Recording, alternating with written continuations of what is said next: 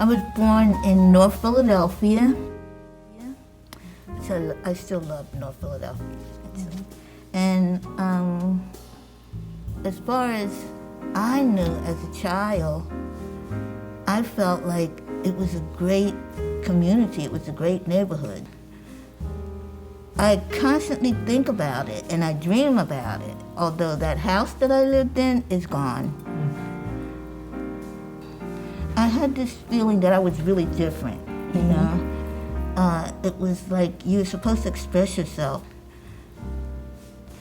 I felt like I was creative anyway, and I was constantly looking at people, trying to understand people and who they were and seeing different things, you know, and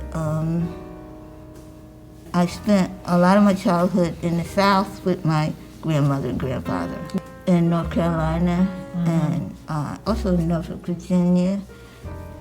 My grandfather I knew when I was like, God, probably about 2 or 3. I try to remember him, but he was a freed man, His father was a slave,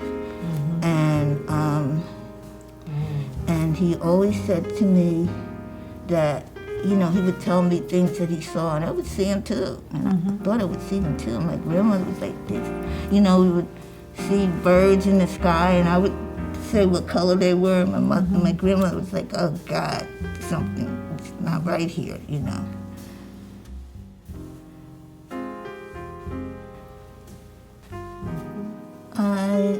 I know I started out more figurative because basically, you know, you just naturally do that, the portraits, and you know. And because I worked with a lot of the dancers and musicians, I began to do dancers constantly. You know, what they do with their bodies and energy. And so then I felt like I was working on a piece that had to do with a dancer, and I got up early in the morning and cut it up and put it back together again. But I felt like, you know, this is really what I want to do. I had to figure out how to do something that would speak for me. Like it's like that language that you're looking for. And it's not only with figures, with faces, it's like with you're working with the paper, with your materials. Your materials are like, you know, respecting your materials and changing them at the same time. And I would just constantly layer, like 5 layers on the top, 5 layers on the bottom, and then it feels like it's something like it's real. And I start moving it and shaping it. It's an action, you know, that's not the right word. It's when you're working on something, you're like, and it's really so wonderful just to like mix these forms and shapes while you're just painting it. And I constantly think, oh God, people are gonna they're not gonna know what I'm doing, but I don't know what I'm doing sometimes. So I'm just gonna keep painting and discovering it. At one point in time, I was only gonna paint with black. I knew I had to use other colors too, but I was painting with black. And it was always like that negativity, which was like, that was given to it, you know? And it's like, you know what, it's just the most powerful color. But I started painting the blackbirds, the black cats, the black people, the black houses. And I said, you know what, I'm gonna use a little bit of yellow in here, you know? Just use a little bit of yellow. And I'll use yellow first, and I'll add, you know, green and red, and then put that black on there, and it's just beautiful. So I felt, and then I was trying to find in the different paints that black that was so strong, you know, that I could work with. And then when I was teaching, the students questioned me, like, why black? Okay, sit down, I'm gonna tell you why I use black, okay?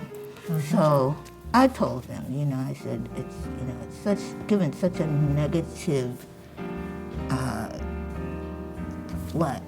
So they understood, but they said, okay, that's basically the way you feel as a black woman. So it was, at least they knew that. years later, I fell in love with titles on churches. I felt they were powerful, really.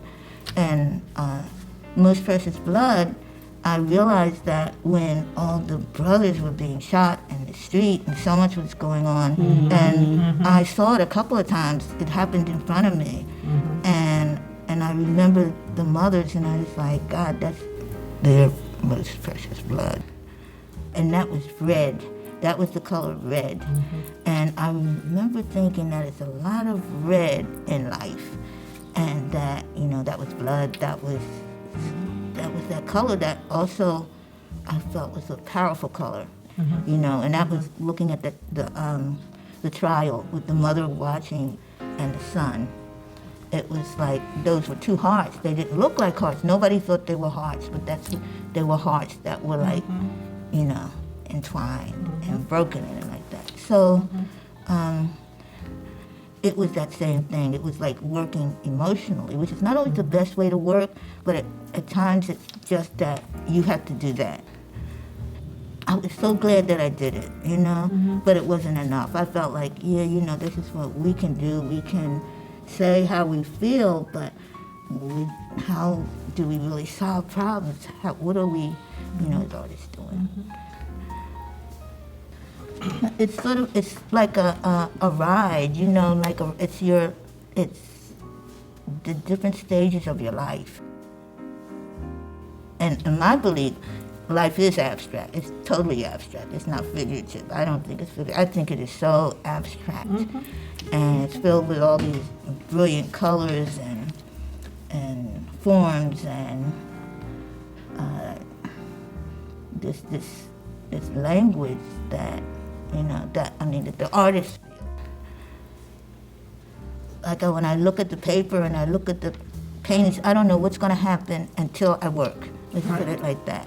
So in painting, I continue to paint, and then when I begin to like move shapes around, it's sort of like it's an inside knowledge of what a shape means to me.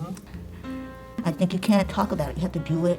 You have to mess with it. You know, you have to experiment with it. And like I said, it's that language. It just happens. Things that, or places that I went that I know that I should not have gone, but I loved it anyway, you know, and I just